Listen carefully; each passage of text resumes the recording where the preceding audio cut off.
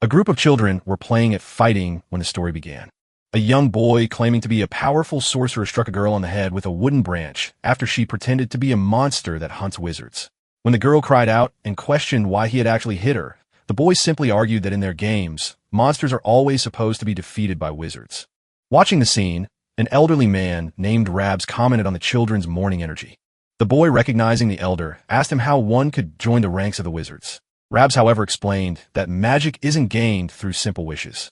According to him, wizards occupy the highest levels of society. They are noble knights who possess magical power because they inherited it from their ancestors. He told the children that unfortunately, they could never become part of that world. Nearby, a villager overheard the conversation and chided Rabs for being so blunt. He then shifted the topic to a frightening rumor about a monster appearing nearby.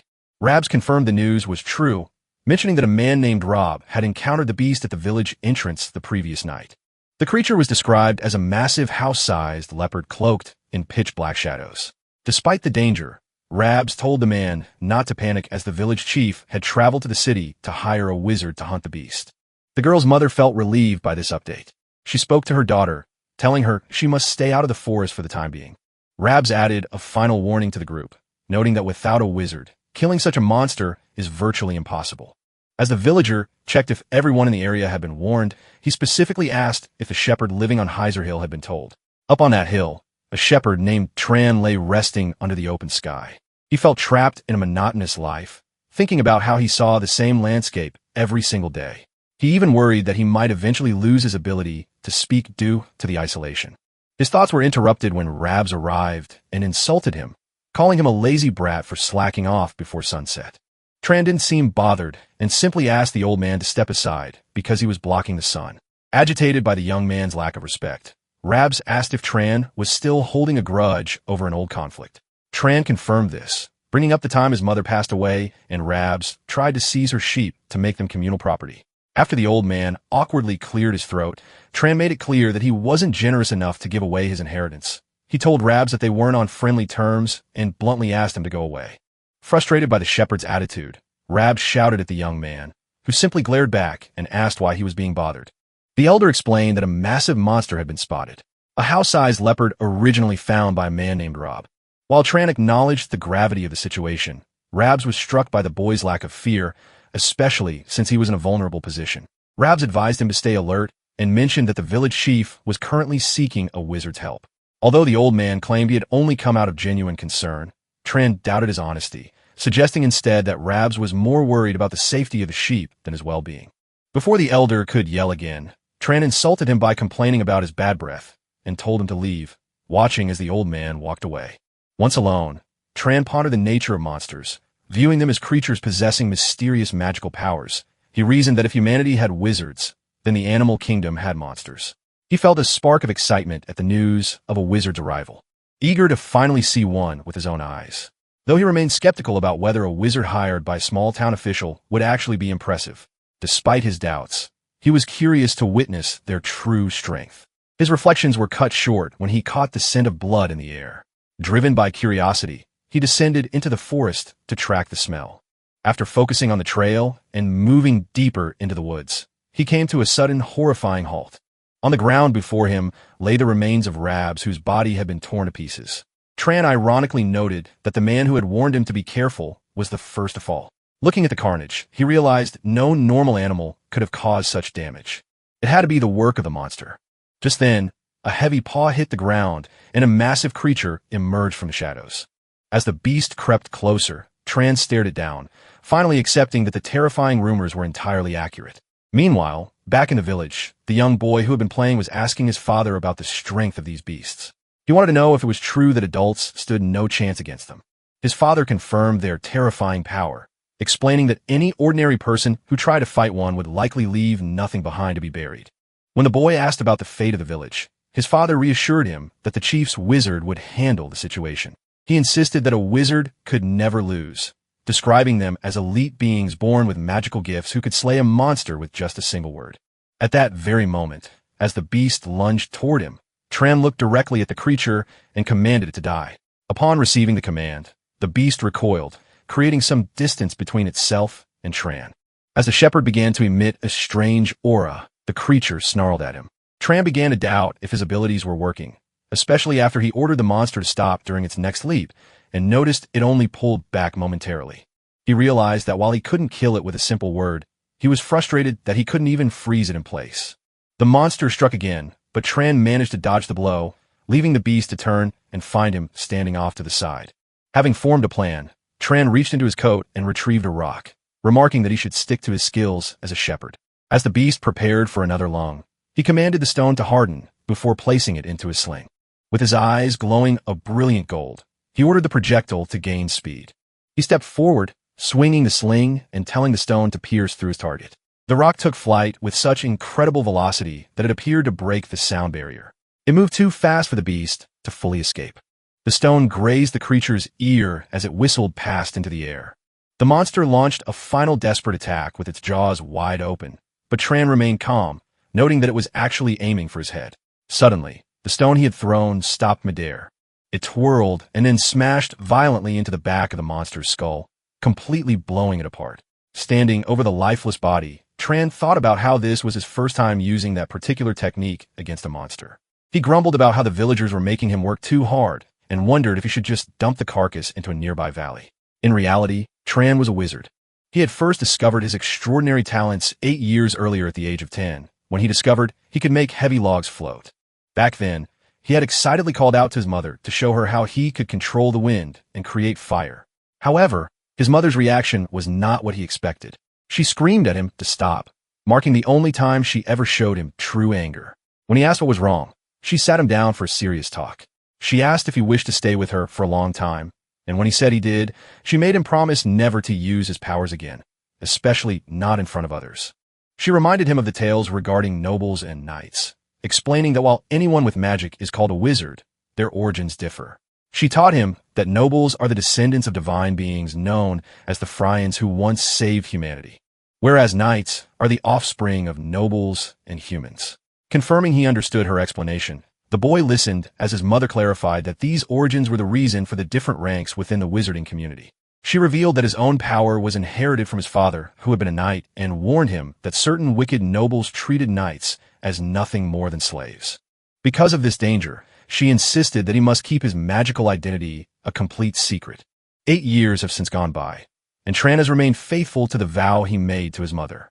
He has no intention of ever breaking that promise, nor does he feel any desire to reveal his true self or leave his mountain home.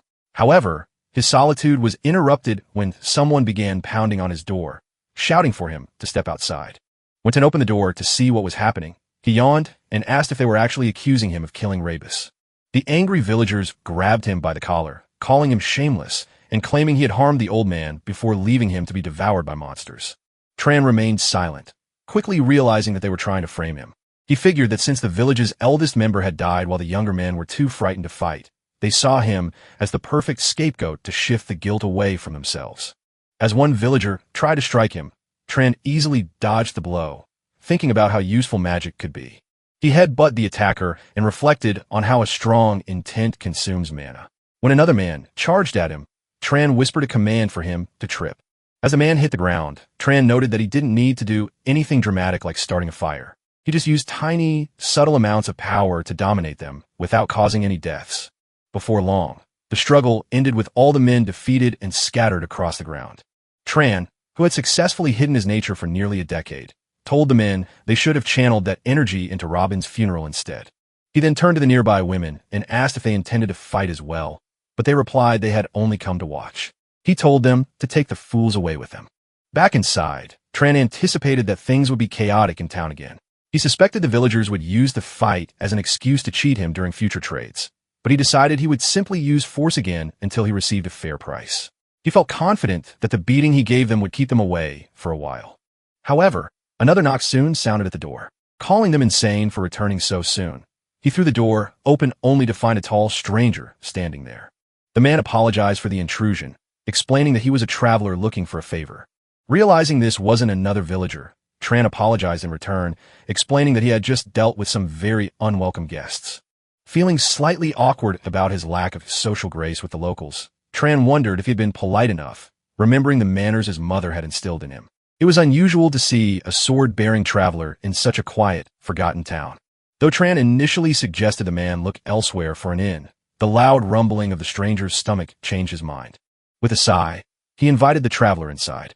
While preparing a modest meal, Tran apologized for the lack of variety, explaining that he didn't have much to offer. To his surprise, the traveler considered the food a feast and remarked that Tran likely hadn't met many outsiders. Tran confirmed this, sharing that he had spent his entire life on that very hill working as a shepherd. He noted how rare it was for a tourist to visit such a tiny village. The traveler found this fascinating. He was impressed by Tran's refined manners and assumed his parents had done an excellent job raising him. Tran credited his mother, though he mentioned she had passed away from an illness years ago. In response, the man offered a kind word, saying she had raised a son to be proud of and was surely resting with the gods in heaven. After thanking him for the hospitality, the man listened as Tran asked what had brought him to such a remote area. The traveler explained that he was there to fulfill a request. He had been asked to deal with a monstrous puma. He then revealed his true identity as a wizard. Realizing this was the person the village elder had mentioned. Tran listened as the wizard began to ask his own questions. The man confessed that while he could sense a monster nearby, he couldn't see it anywhere. He found it strange that Tran remained so calm despite knowing about the beast and the elder's concerns.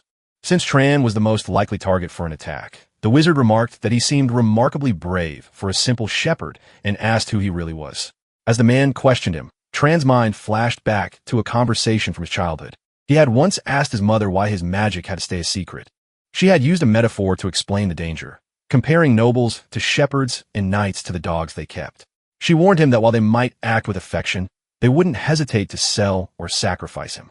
Her greatest fear was that if other wizards discovered his power, they would separate him from her and turn him into a shepherd dog to be used and discarded. She told him she wanted a better life for him and asked if he wanted to stay by her side. When he agreed, she gave him a final chilling warning. To keep his identity hidden, he might one day even be forced to kill. Tran quietly pondered the situation while the older man, sensing the silence, asked if he was unable to answer the question.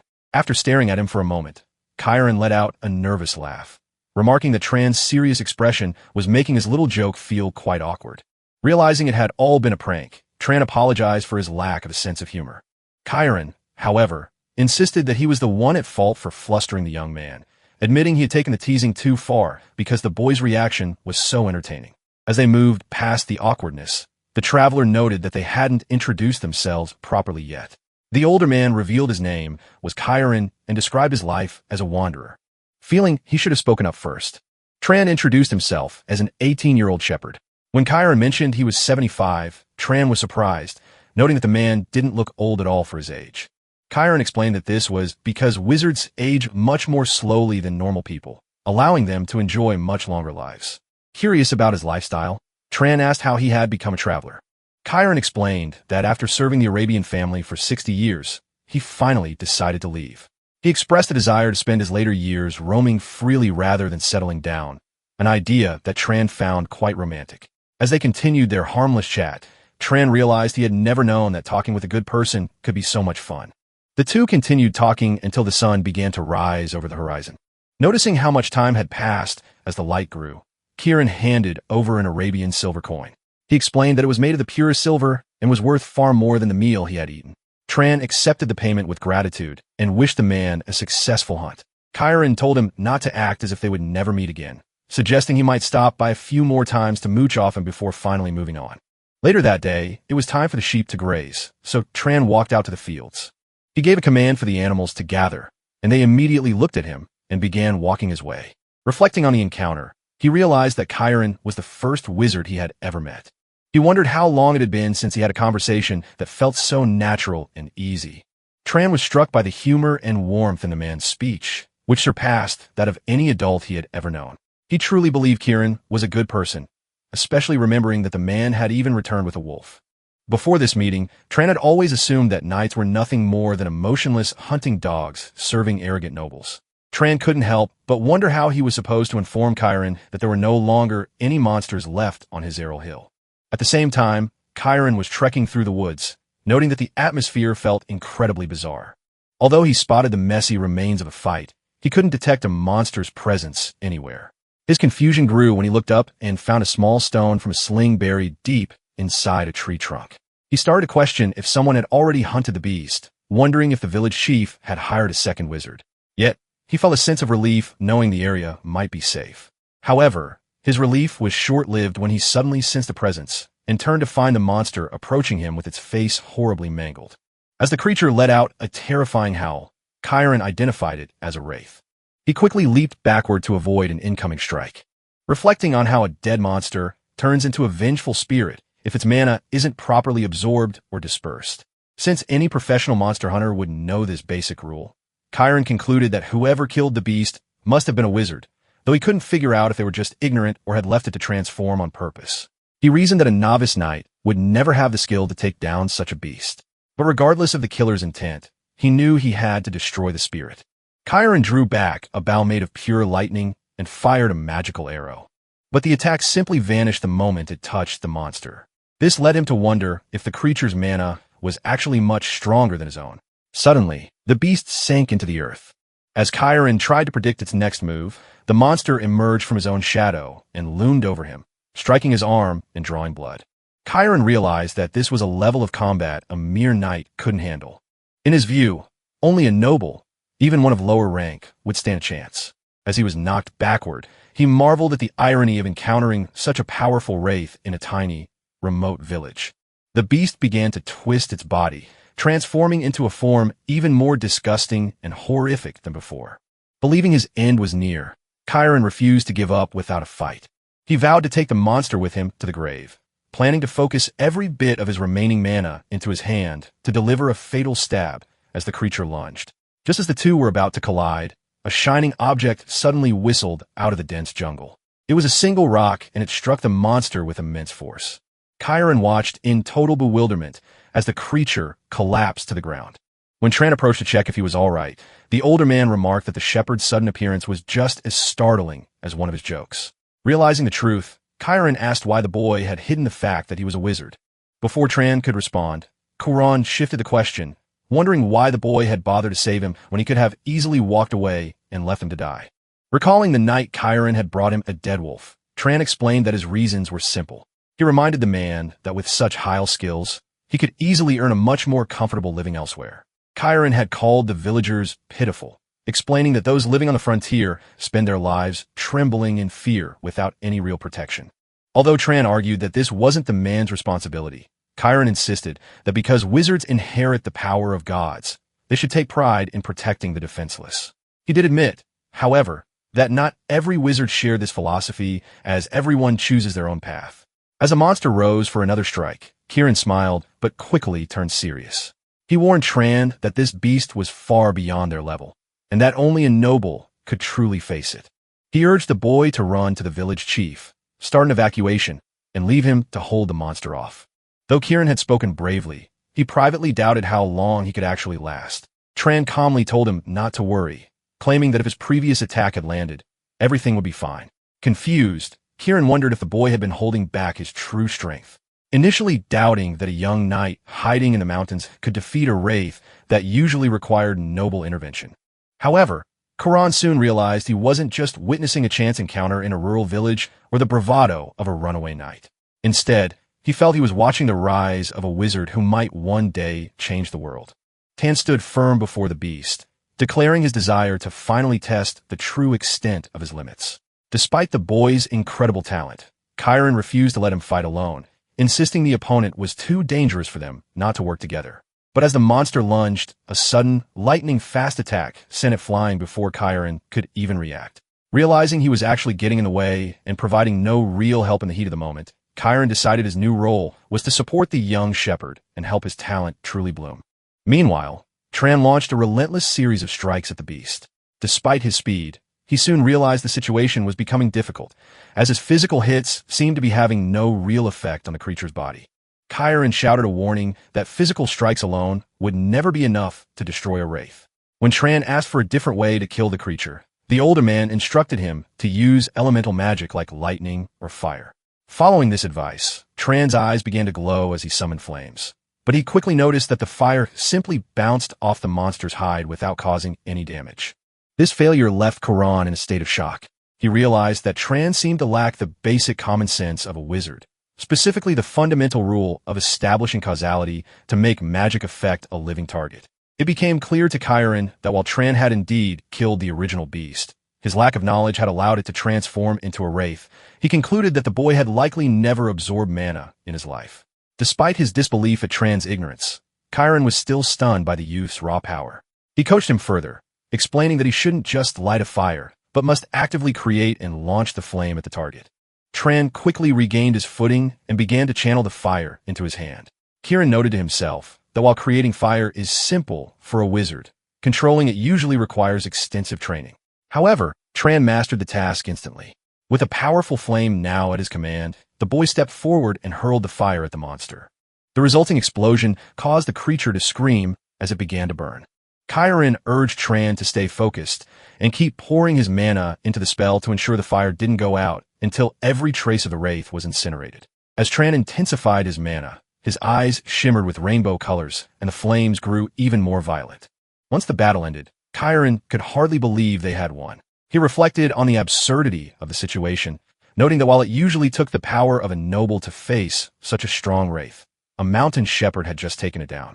When Tran asked if it was finally over, Chiron warned him that to prevent another wraith from appearing, he had to absorb the monster's mana. He instructed the boy to imagine drawing something into himself. And as Tran placed his hand on the remains, a green aura gathered into his palm and circulated through his body. As Tran began to shiver from the sensation, Chiron mentioned that he would feel a specific kind of pleasure from the process. Even after witnessing it, the older man found it hard to believe this was truly Tran's first time absorbing mana. He explained that while mana typically grows slowly with age after an awakening, the fastest way to increase power is by taking it from defeated wizards or monsters. Given that this was Tran's first time, Chiron realized the boy's natural potential was on an entirely different level, leading him to believe Tan must be of noble blood. Showing newfound respect, Chiron bowed and apologized for his earlier rudeness, asking which noble house the boy belonged to. Tran, however, simply told him to worry about wiping the blood off himself first.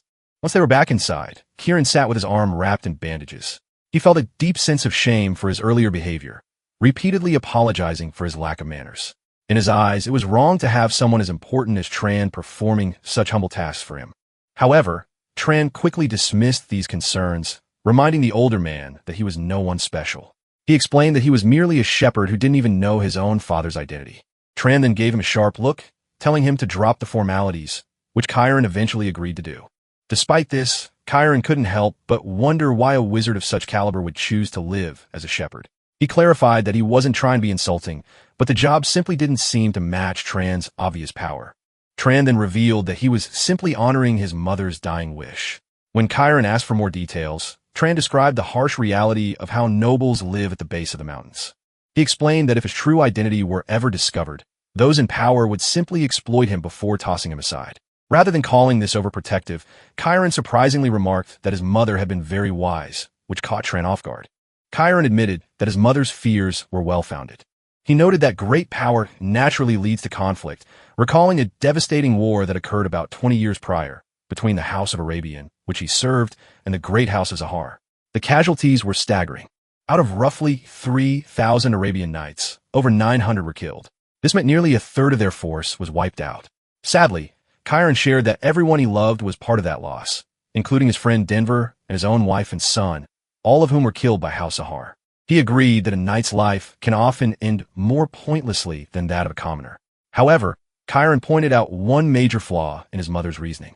She had underestimated Tran's actual talent. Although he felt embarrassed to say it given his current injuries, Chiron considered himself a skilled knight. Yet, Tran had easily defeated a wraith that he couldn't handle. He told the boy that his potential far exceeded that of a knight. He possessed the aptitude of a high-ranking noble. When Tran questioned if his mother had lied about his father being a knight, Chiron explained that on rare occasions, a child with noble-level power is born into a family of knights. Because of this, Chiron suggested that Tran should finally leave his hill and enter the wider world. When asked why he should bother, Chiron explained that humanity is in desperate need of strong, compassionate leaders. He noted that humans are not the undisputed masters of the earth. Other races, once cast out by the gods, are constantly looking for a chance to reclaim their power. While these external threats remain, the human nobles do nothing but fight among themselves. Chiron argued that in such a chaotic era, the world truly needs someone with Tran's strength and character. Ultimately, Chiron asked whether Tran was truly content with his life as a shepherd. Tran looked back at him, questioning what he could possibly gain by leaving the mountain. Chiron explained that the rewards depended on his own desires. Whether he sought wealth, fame, power, or even a sense of community, all things that were difficult to find in his current isolation, he encouraged the boy to imagine a life of wandering to hunt monsters, exploring unknown lands, or perhaps being adopted into a noble house to seek a position of authority. Listening to these options, Tran admitted the man made sense and realized that any of those paths would be more exciting than herding sheep. For the first time, he felt a genuine curiosity about the world beyond the hill. Chiron worried for a moment that he might be raising the boy's expectations unnecessarily. Yet, he promised to support whatever choice Tran made. When the conversation shifted to bloodline abilities, Tran asked for clarification. Chiron apologized, realizing he often forgot how little the boy knew about formal magic. He explained that a bloodline ability is a specific trait inherited from the Freyans, which serves as the primary distinction between nobles and knights. He asked Han if any particular spell felt unusually easy or if he possessed a talent that didn't seem to rely on mana. While Tran suggested his physical strength might be it, Chiron clarified that mana naturally enhances the body of any wizard. Tran then mentioned his exceptional sense of smell and his talent for throwing stones. Chiron noted that while a superior nose could be a bloodline trait, being skilled with projectiles was a common characteristic of House Arabian. After reflecting on Tran's descriptions, Chiron eventually announced that he had identified which family the boy's powers most closely resembled. When Tran asked for the name, Chiron's expression shifted. He revealed that the house was known as the Pursuers or Hunters, the Great House Sahar. This was the very same house that had fought the bloody war against Chiron's own people. Turin was visibly shaken by the news, looking at the old man with deep sadness because he shared the blood of Chiron's enemies. He even considered apologizing, though he realized these relatives were essentially strangers to him. Chiron urged the boy not to look so worried, pointing out that Tran had played no part in that past conflict. He insisted that the war was a matter for the adults of that time, and argued that the cycle of violence would never end if they continued to seek revenge. When Tran asked if Chiron had any regrets about suggesting he leave the mountain, knowing that seeking power would inevitably lead him to join House Sahar, the old man remained firm. He acknowledged that while Tran's remarkable skills would draw him toward his kin, he ultimately trusted in the young man's good character. When Tran asked for clarification, Chiron explained that he was referring to the inherent goodness he saw in the young man. He pointed out that Tran had saved his life, even though doing so meant revealing a secret identity he had protected for years. Chiron mused that if someone with Tran's character were to join House Sahar and reach a position of power, it might actually prevent such devastating wars from happening again. However, he told Tran not to dwell too heavily on the matter, noting that no final decision about joining the family had been made yet. Tran eventually announced that his mind was made up and that he was ready to try leaving the mountain. While Chiron praised this decision, the boy made it clear that he wouldn't be departing immediately. He told Chiron that he intended to stay until the older man's injuries had fully healed. Touched by this gesture, Chiron called him kind and noted that his wounds were really just minor scratches, silently reflecting on what a truly good person the shepherd was. Later, while they were back inside the house, Chiron began teaching Tran about the nature of magic, explaining that mana is the essential requirement for its use. He mentioned that because of this, mana is often called the key to omnipotence. When Tran questioned the term, Chiron clarified that despite the name, it isn't a power that could do literally anything. Rather, a wizard must possess mana that matches the specific spell they wish to cast. Turan then asked how one determines if their mana is a match, prompting Chiron to explain the three main factors that dictate the difficulty of magic: bloodline, affinity, and causality. Starting with the first factor, Chiron described bloodline as a power determined by one's specific ancestry, which is common among most nobles. He correctly guessed that Tran would find it difficult to heal wounds with magic, explaining that for the Revista bloodline in the south, such healing comes naturally without any training because it is in their blood. Moving on to the second factor, affinity. Chiron described it as a mage's familiarity or preference for certain tasks. Tran realized this was why he could create a fireball so easily. It felt just like throwing a rock. Chiron confirmed this, noting that a simple flame would never have reached such speed or power without that specific mental connection. Finally, Chiron addressed causality, calling it the most vital, but also the most mysterious of the three factors. To illustrate his point, he asked Tran what would happen if he tried to kill him using mana directly. Tran replied that his head would probably just glow a bit with no other effect. Chiron explained that this failure is exactly what happens when causality is missing.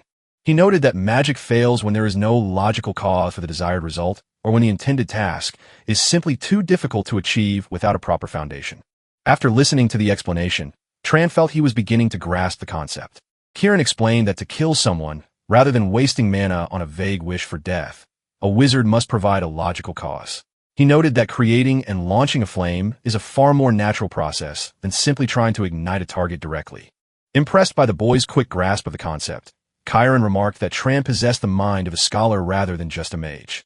When Tran questioned why he could control normal animals easily while magical beasts required a different approach, Kieran clarified that the presence of mana in magical creatures was a deciding factor. As they spoke, a nearby sheep seemed to eavesdrop on their conversation. Tran admitted that magic was far from simple, but Kieran reminded him that a truly great mage must understand the principles and context behind their power, not just how to release mana. Curious about his own heritage, the shepherd asked if the Zahar bloodline possessed unique magic. Kieran confirmed they were experts in tracking and stealth, suggesting that Tran give it a try. Tran agreed and closed his eyes, focusing on the desire to remain undetected by any of the senses. As he wished for his scent and sound to vanish, he began to fade from view. Stunned into silence, Kieran stood before an empty space and confirmed that the technique had worked perfectly. Although he was impressed, the man felt a wave of sadness looking at the vacant room. As Tran slowly became visible again, Kuran admitted it had been a long time since he had seen that particular power. He noted that during the war, the Arabian Knights feared that specific ability more than any other. While Tran felt the power seemed unfairly strong, Kieran insisted it wasn't invincible and offered to teach him proper training methods. Tran pointed out that Kieran was being remarkably friendly by sharing so much knowledge with a member of an enemy house. However, Kieran reminded him that Tran had saved his life and cared for his wounds, reiterating that he had full confidence in the young man's character. Later, an unpleasant bald man approached Tran, expressing shock that he was actually selling his flock and leaving the area. He demanded to know who would look after the sheep and complained that Tran shouldn't have made such a choice without asking the community. Tan remained firm, telling the villagers they would have to find a new shepherd on their own. He made it clear that what he did with his property was his business alone, offering to sell the sheep at a fair price or simply set them loose. He warned them that if he released them, they would have a very difficult time catching the animals themselves. The village chief, realizing that Tran was a man of his word and that provoking him would be a mistake, eventually backed down. He told Tran to do as he pleased and handed over a bag of payment. As Tran and Kieran began their journey away from the hill, Tran noted that the villagers still hadn't compensated Kieran for his services, and he considered going back to collect what was owed.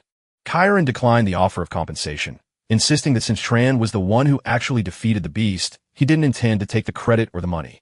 Acknowledging this, Tran realized they had reached the point where their paths had to diverge.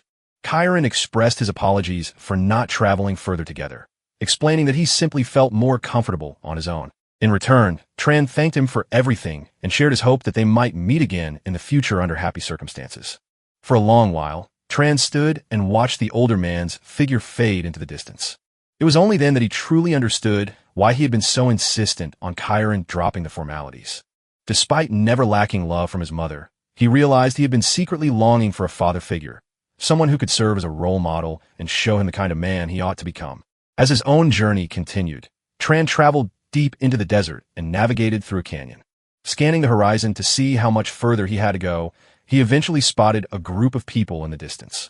Assuming they might be traveling merchants who moved between villages, he felt relieved, thinking he could finally ask for directions. Upon reaching them, a man demandingly asked who he was to block their way. Tran explained that he was traveling solo and politely asked for the location of the nearest city. The men informed him that if he followed the road they had come from, he would eventually reach a city called Muir. However, as Tran thanked them and prepared to leave, one of the men ordered him to stop. He mockingly asked if the boy really expected to walk away for free after receiving help. When Tran asked what he meant, the man insisted that something must be given in exchange for information. The group suddenly drew their blades and ordered him to hand over his bag. When Tran asked if they were bandits, the leader retorted by asking what he would do about it if they were. He told Tran that in a wasteland like this, no one would think it was strange if someone disappeared. Pointing his sword at the boy, the bandit leader told him to hand over his cloak and bag while they were still being nice, as killing him and taking his things would be a messier task. Tran quickly realized he was dealing with murderers. Instead of feeling afraid, he thought back to his training sessions with Kieran, mentally reviewing every piece of advice the older man had given him. He decided then that he would use these bandits as a way to practice his skills. This caused the group to burst into laughter, mocking him for talking as if he were some kind of wizard. In response, Tran thrust his hand forward, unleashing a powerful gust of wind that sent the men flying through the air. He noted to himself that amplifying and shaping the wind with his hand used significantly less mana than trying to create it out of thin air. He was actually surprised that such a small amount of mana could produce a strike that strong, leaving the bandits completely disoriented and confused by the sudden magical attack. Drawing water from his pouch, Tran began to shape the liquid into a sharp crystal. As more of these icy projectiles formed around him, the bandits realized they had made a grave error in judgment. One man was killed instantly when the crystals impaled him. Despite the success, Tran critiqued his own magic. He felt that while this spell was intended for areas with plenty of water, simply hurling stones with his sling still seemed faster and more powerful. Terrified, the bandits begged for mercy, claiming they never would have attacked had they known he was a wizard. However, this was merely a distraction.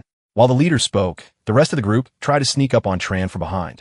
Anticipating the move, Tran stomped his foot onto the ground, causing pillars of sand to erupt beneath the hidden attackers.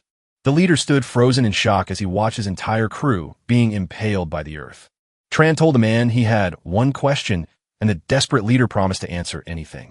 The boy wanted to know why they had attacked so recklessly, noting that a lone traveler could easily be a dangerous wizard. The bandit explained that it was because Tran had bowed his head. Despite their rudeness, the boy had been polite and respectful, which led them to assume he was just an ordinary person. Tran thanked the man for the useful lesson, and the bandit smiled, hoping he might actually be spared. As water began to gather ominously above the man's head, Tran recalled a specific warning from Chiron. The older man had told him that he would meet many people, but he must never show mercy to scum like bandits. Chiron had argued that people who harm others for profit would never hesitate to do so again, and a life spared out of pity might eventually lead to the suffering of 10 innocent people. Understanding this logic, Tran killed the man and reflected that he had spent enough time on the matter. Following the clear wheel tracks left by the bandit's cart across the desert sand, Tran couldn't stop thinking about the fact that he had just taken human lives. Although he felt a heavy sense of guilt, he knew he couldn't have let them go. Just as tracks in the desert eventually vanished under growing weeds, the chaos in Tran's heart slowly settled as he focused on Chiron's teachings. Finally, he arrived at a new world, the city of Muir. It was nothing like the small village where he had grown up. Standing above the city, he admired its beauty and was amazed by the crowded streets, noting that he had never seen so many people in one place. The architecture was entirely foreign to him, making him feel as though he had truly reached a proper city. He eventually approached a shopkeeper who greeted him warmly, but Tran explained that he wasn't there to buy anything. Instead, he remembered Chiron's advice. Upon reaching a city, the first thing a traveler should do is find an inn to rest. The shopkeeper told Tran to leave if he wasn't planning on buying any fruit. This rudeness confused the young man, who wondered if it was a common city rule to buy produce before asking a simple question. To test this, he pointed at a fruit and inquired about the price. The merchant informed him it cost 2 dupit, but quickly realized Tran was an outsider when the boy asked what a dupit actually was. The man explained that other coins were acceptable as well, so Tran handed over a payment and asked for directions to a place to stay. The merchant then pointed him toward the largest inn in the city. Upon his arrival at the inn, a staff member named Lena greeted him warmly, even commenting on his good looks. When Tran asked about the nightly rate, she told him it would be 16 dupit.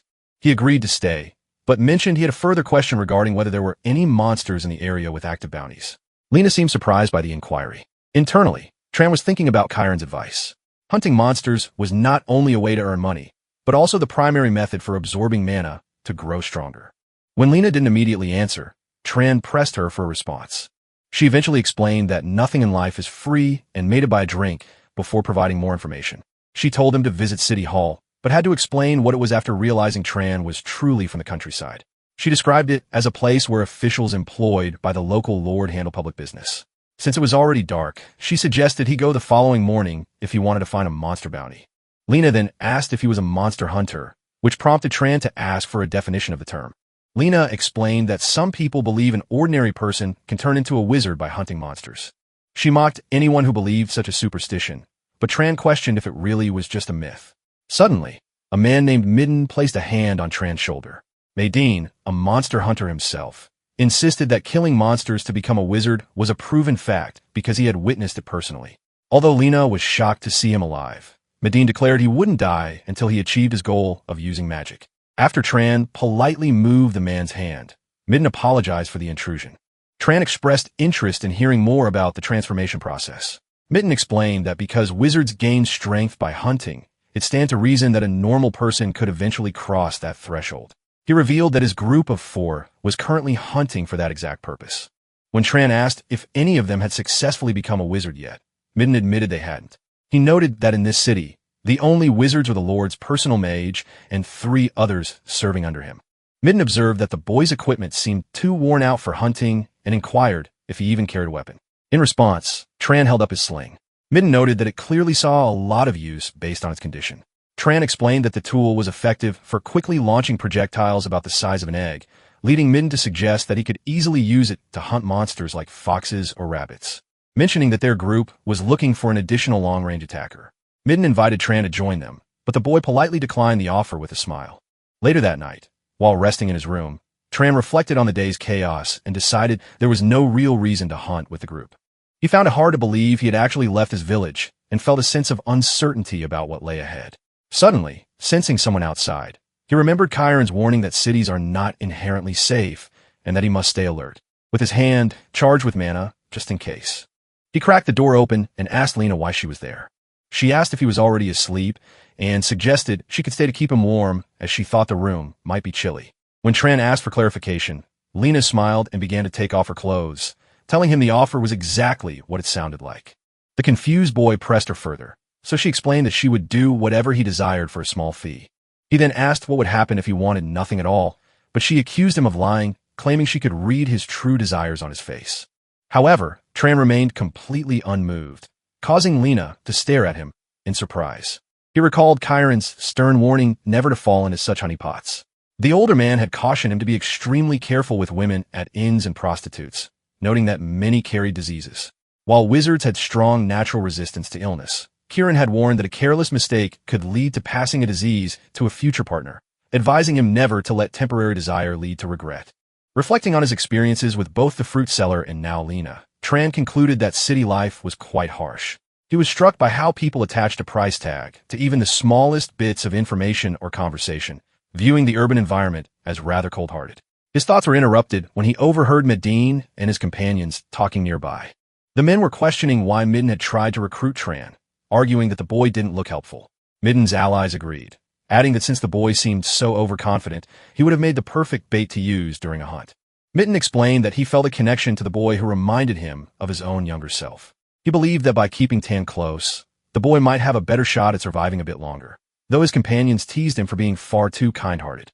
Overhearing this, Tran smiled to himself, reconsidering his earlier thought that the city was entirely cold and indifferent. The following morning, Tran visited the city hall, where an official approached him to offer assistance. When Tran questioned if the man was indeed an official, the man sarcastically asked who else he could possibly be. The young shepherd then stated his intention to hunt monsters, a claim that clearly confused the worker. Tran recalled Chiron's previous warning that the world wouldn't be particularly nice to him. However, he looked at it from a different perspective, noting there was no inherent reason for people to be kind. He remembered the advice that if he truly wanted respect, the solution was simple. Revealing his identity as a wizard would make ordinary people bow to him instantly. The official handed Tran a document, but specified that he couldn't take it with him. He had to read it and return it immediately. When Tran asked if the target was a blade crow, the man mockingly asked if it looked like a cat instead. He explained that any slain monster must be brought back to the city so a wizard could disperse its mana and prevent it from becoming a wraith. He issued a stern warning that abandoning a monster's corpse was a crime punishable by execution under city law. Tran, well aware of the dangers of wraiths, understood he could not afford to repeat his past mistakes. When Tran asked why knights weren't handling the monster hunting, the official explained that they were far too busy maintaining order within the city walls. He noted that dealing with beasts in the wild was a task left to thugs and outsiders. As Tran departed, the man muttered that the boy would likely just become another body piling up outside the city. However, Tran later returned carrying a dead monster with a massive hole through its chest. The sight left everyone speechless and in total disbelief. The officials crowded around asking how he had killed it alone and managed to return so quickly. Tran confirmed he had done it by himself and asked for his payment. After the official hurried to fetch a bag of coins, the staff marveled at the corpse, noting how incredible it was that even the wings were perfectly intact.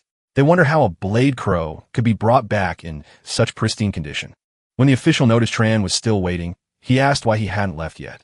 Tran simply inquired if there were any other high-value monsters available to hunt, leaving them stunned that he planned to head back out immediately.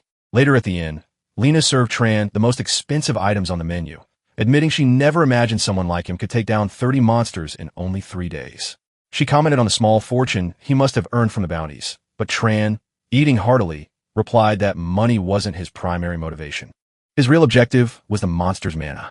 He reflected on how much stronger he had become, noting that his magical reserves had grown several times larger than they were when he first met Chiron.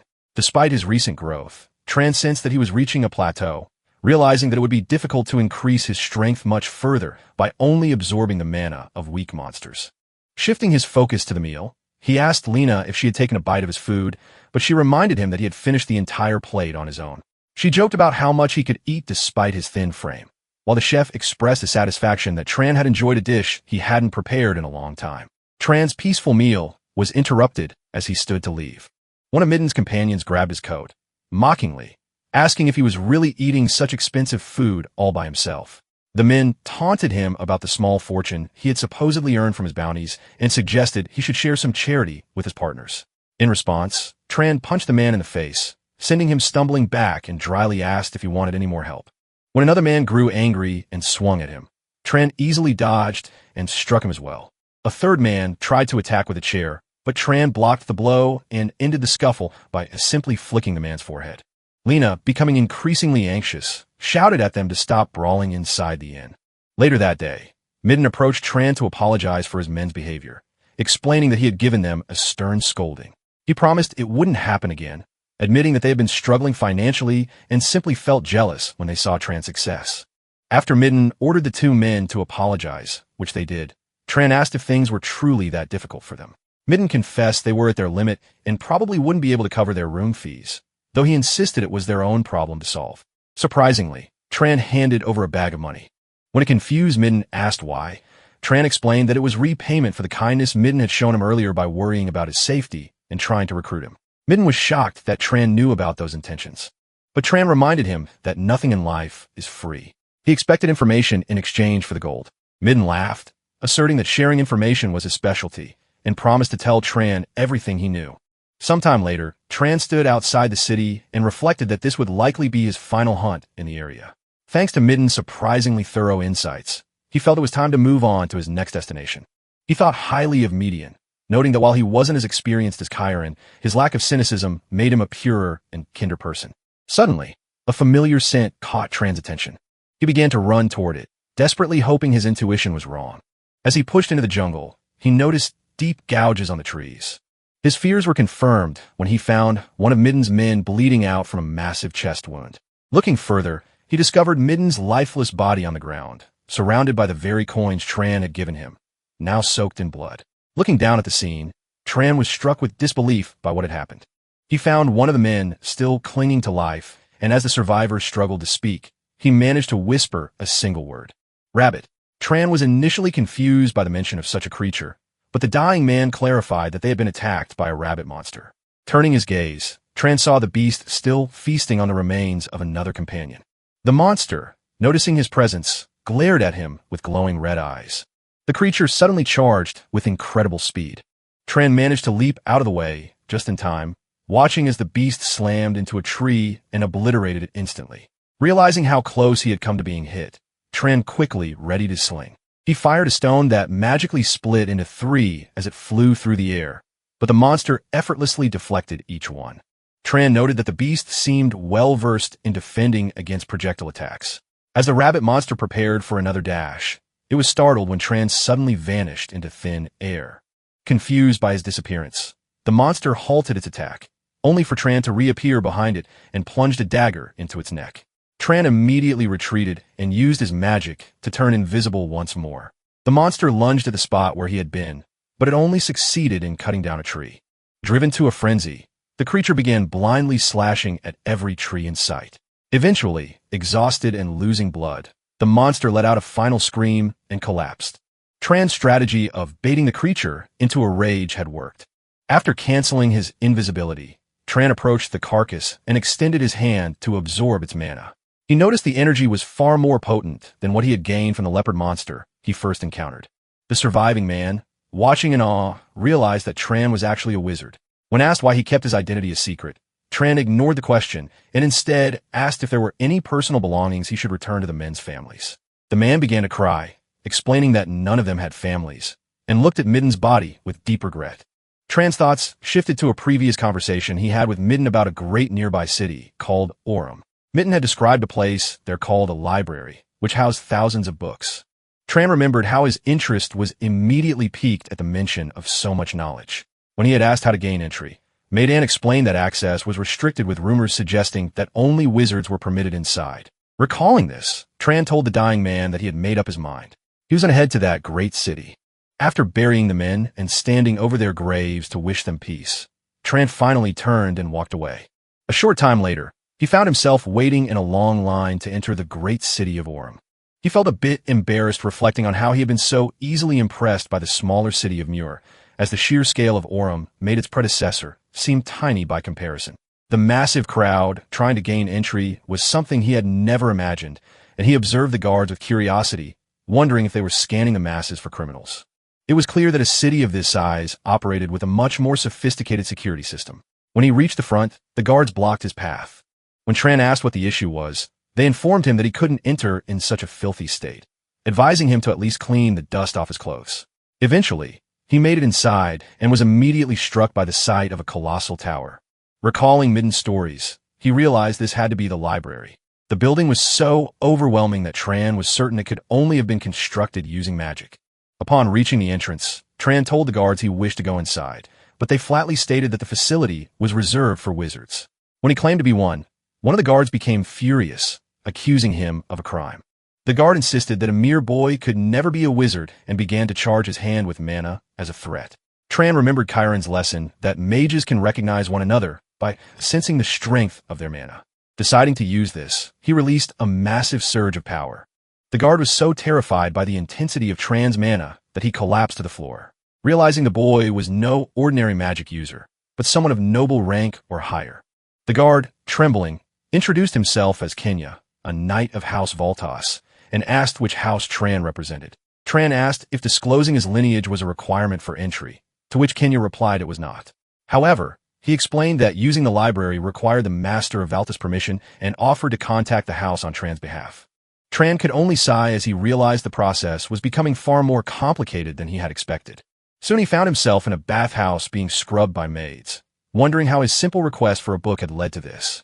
When he asked if he could just wash himself, the maids explained that they would be punished if they failed to serve such an esteemed guest properly. Relenting, he told them to proceed, which they accepted with gratitude. During the bath, one of the maids accidentally blurted out that he was amazing before quickly covering her mouth in embarrassment. When Tran asked if there was something wrong with his face, she begged for his forgiveness, admitting she had been distracted by how handsome he was.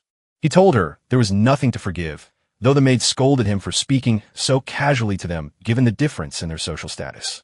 Suddenly, a young girl entered the room and expressed her shock, remarking that he looked like a prince now that he was clean and well-dressed, a far cry from the beggar-like guest who had arrived earlier. Her bodyguard quickly reminded her that such comments were inappropriate. Tran introduced himself to the girl, who in turn presented herself as Zella. When she inquired about which noble house he belonged to, Tran explained that personal reasons made it difficult for him to disclose that information. Though she called his secrecy a shame, Zella decided to play a prank on him to force his hand. She began releasing her mana until it filled the entire room, intent on seeing how Tran's own energy would react. Tran immediately felt the overwhelming weight of her power crashing into him, but he didn't back down. Instead, he released his own mana to counter hers, and the two auras clashed with such intensity that the room began to tremble. A guard quickly stepped in to shield the maids from the spreading pressure. After a tense moment, both of them retracted their energy. Zella, clearly impressed by the results of her test, looked at her trembling hands and laughed. She then took Tran completely by surprise by asking if he would like to marry her. Stunned into silence, Tran could only stare at her until she teased him for his reaction, assuring him it was merely a joke. However, before leaving with her bodyguards, she urged him to reconsider, noting that the seat beside her was currently available. As she walked away, Tran noticed his own hands were shaking. He realized her strength was at least equal to his, leading him to wonder if such power was common among the people of this city. The story then moves to a different room where Rug Valtis, the Lord of Aurum, was waiting. Welcoming Tran as a young noble, Rug asked if Tran was already familiar with his name. After Tran introduced himself, the Lord asked if his goal was to use the library. Rug wanted to manage Tran's expectations, explaining that despite the many rumors, the library contained no ancient magic or secret ways to boost one's mana. Tin clarified that he wasn't looking for anything of the sort, which seemed to satisfy the Lord. Rug granted him permission to enter, noting that the library held no sensitive information regarding his house anyway. Since it was getting late, he suggested that Tran rest and return the next day. Tran accepted the offer, expressing deep gratitude for the man's kindness. The following morning, the guards at the entrance verified Tran's pass and welcomed him into the Sky Library as an honored guest. As Tran pushed open the massive doors and stepped inside, he was met with a breathtaking sight. The library spiraled upward as if it were endless. Just as he was beginning to grasp the true scale of the place, a nearby voice called out his name in greeting. Upon turning around, Tran found a young girl standing behind him. She introduced herself as the librarian and explained that acting on the Lord's instructions, she would outline the basic rules of the facility. Tran was quite surprised to discover that a child held such a position. Raising a finger to emphasize her points, she informed him that any damage to the property must be paid for and that books were strictly prohibited from leaving the building. Furthermore, she noted that she would be monitoring him throughout his entire visit. Feeling a bit uneasy under her close watch, Tran asked if she could give him some space while he read. He also inquired whether she had read the collection herself, to which she replied that locating specific information was her specialty. She then offered several reading suggestions, ranging from history and romance to more adult topics, leaving Tran momentarily speechless. When he finally clarified that his goal was to learn basic common sense about the world, the librarian's professional demeanor wavered in surprise. However, she moved with impressive speed to gather a large stack of volumes for him. While noting that many ancient texts might be too outdated for his needs, she pointed him toward a more helpful section. After thanking her, Tran carefully opened a book and began to reflect on the nature of these objects. He soon became absorbed in his studies, and his expression shifted as he realized how incredible the information was. This became his daily routine. He spent his days in the library, gradually piecing together a map of the world's geography and the diverse races inhabiting it. He studied the complexities of wizard etiquette, the manufacturing of various goods, and the details of monsters and ancient relics from the old empire. What had once been a vast, unknown void in his mind was slowly replaced by a clear and vivid understanding of reality.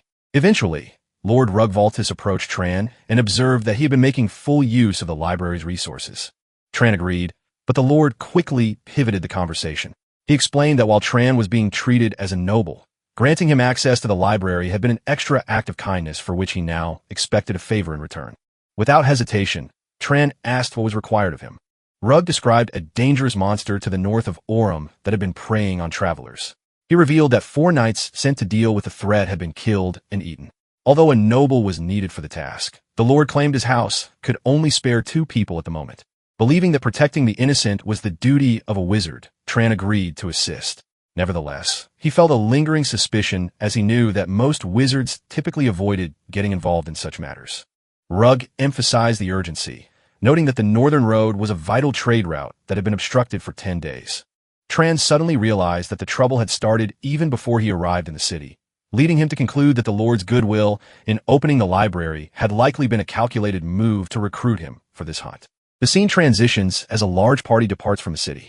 Isella couldn't help but comment on her father's actions, questioning if they were truly so unreliable that he had to recruit a guest for a monster hunt. While she clarified that she wasn't blaming Tran specifically, she felt the Lord was making an unnecessary fuss. The man walking alongside her laughed, asking if calling the Lord fussy was crossing a line, which prompted Isella to tell him to be quiet. This man then paused to introduce himself to Tran as Marvin Voltas, expressing his excitement about their collaboration, a sentiment Tran politely returned. As they continued their trek, Isella expressed her desire to finish the task quickly so they could return home to rest. Marvin leaned toward Tran and whispered an inquiry about whether he had any romantic interest in his older sister. When Tran immediately said he did not, Marvin looked visibly relieved. Their conversation was cut short when the lead guard suddenly ordered everyone to halt upon discovering a wrecked carriage blocking the road. While inspecting the debris, the guard discussed whether the creature was responsible. They reasoned that since northern travel had been restricted from their side, the victims must have approached from the south before being ambushed. Tran remained silent, focused on a specific mark on a piece of wood. He eventually concluded that their target was a monkey.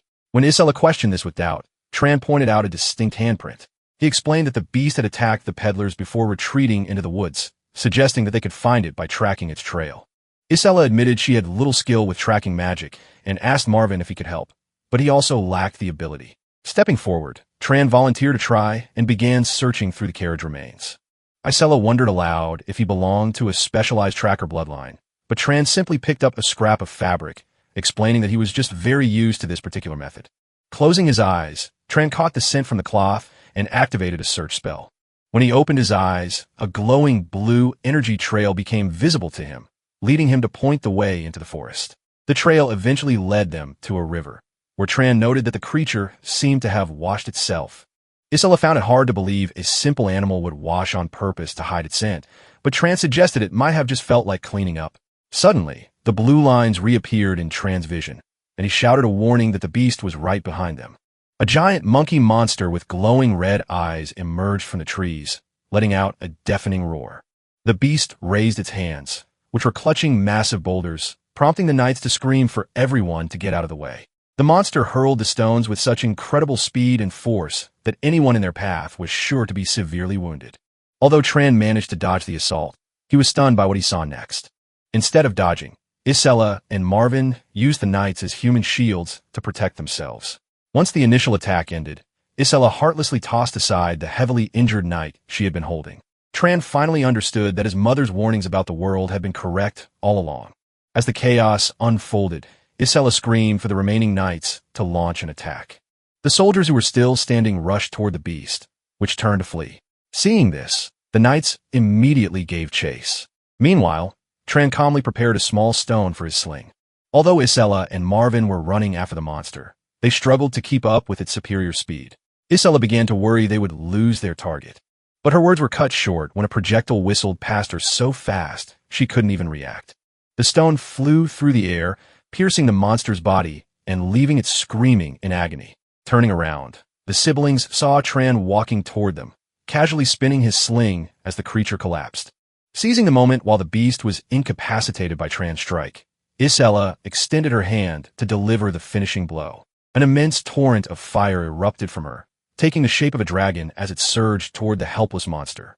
Unable to move, the creature could only watch as the flames hit, causing a massive explosion that completely obliterated it. Watching the display, Tran realized he was witnessing the famous pyromantic bloodline ability of House Voltus. With the threat finally neutralized, the knights were at last able to breathe a sigh of relief. Isella looked at Tran and admitted that the speed of his shot had actually given her chills. Marvin teased his sister, asking if she had been scared, but she quickly told him to be quiet, claiming he was the one who had screamed like a young girl. Marvin, in disbelief, denied ever making such a sound. While the nobles bickered, the knights were busy tending to the wounded. The scene was grim. Many had broken limbs, and one veteran shouted for more bandages to help a man whose arm had been blown off. Another soldier struggled to stop the bleeding from a head wound, prompting suggestions to apply medicine immediately. Surveying the aftermath, Tran reflected on how messy the situation had become. He noted that while they were lucky no one had died in the surprise attack, the serious injuries could have been avoided entirely. He glanced at Isella and Marvin, considering that their mana-enhanced bodies made them significantly tougher than the common knights. Despite this advantage, they hadn't hesitated to use those weaker than them as human shields. When Marvin noticed Tran staring and asked if something was wrong, Tran simply replied that it was nothing. Isella then called him over, noting that it was time for the most important part of the hunt, absorbing the mana. Tran joined the siblings as they gathered around the monster's remains. And as he raised his hand to begin, he reflected on how the information in the library's books was proving to be exactly right. Despite multiple people absorbing mana simultaneously, the efficiency of the enhancement remains unaffected. Isella was the first to stop, venting her frustration over reaching her personal growth limit so quickly and grumbling about her lack of progress. Marvin hit his own ceiling shortly after, yet Tran continued the process without any sign of stopping. Watching him, Isella began to understand why her father had insisted on his presence. She was deeply impressed by his mastery of spells and a mana capacity that already matched her own, especially considering he was a noble who hadn't even peaked yet. As the sun began to set, the party made their way back to the capital. Marvin praised Tran for the success of the mission, arguing that they would have failed without his tracking skills and the decisive blow that grounded the beast. Tran, however, dismissed the compliments, insisting his performance wasn't particularly special. He expressed regret for not detecting the creature sooner, admitting he hadn't anticipated the monster possessing its own search ability. This revelation surprised Marvin, who asked for more details. Tehran explained that certain powers seemed to manifest based on a monster's physical mutations. He noted that the monkey key's oversized eyes and hands suggested it had evolved the strength to hurl objects and the sight necessary to peer through the thick forest. Marvin was amazed by Tran's quick analysis, but Tran simply credited a monster encyclopedia he had consulted at the library. Marvin scoffed, calling the library a boring, abandoned place. Isella added that she had once visited out of curiosity, but found the text so dense that she couldn't even finish half a book. When Tran suggested she ask the librarian for simpler recommendations next time, Isella was genuinely puzzled, asking if such a person even existed there. Her reaction left Han feeling quite confused as he parted ways with them. Upon returning to the library, the girl greeted Tran by his name, which immediately made him realize he had been inattentive. He reflected on how no knight or commoner would ever address a noble so informally, as everyone in the city used respectful titles. Furthermore, her appearance didn't quite fit the image of a typical librarian. When he asked how she knew who he was, she smiled and asked if he was just now noticing the discrepancy. She explained that she had seen his name on his entry permit and claimed that her vision extended to every corner of the library. When Tran inquired about how to address her, she admitted she didn't have a formal name and told him to choose whatever he liked. She playfully suggested a romantic pet name, but Tran firmly decided to stick with librarian. She teased him for being so stiff, pointing out how awkward it was for him to be polite now after spending days giving her various tasks. Tran denied ever being demanding and asked her to keep her distance.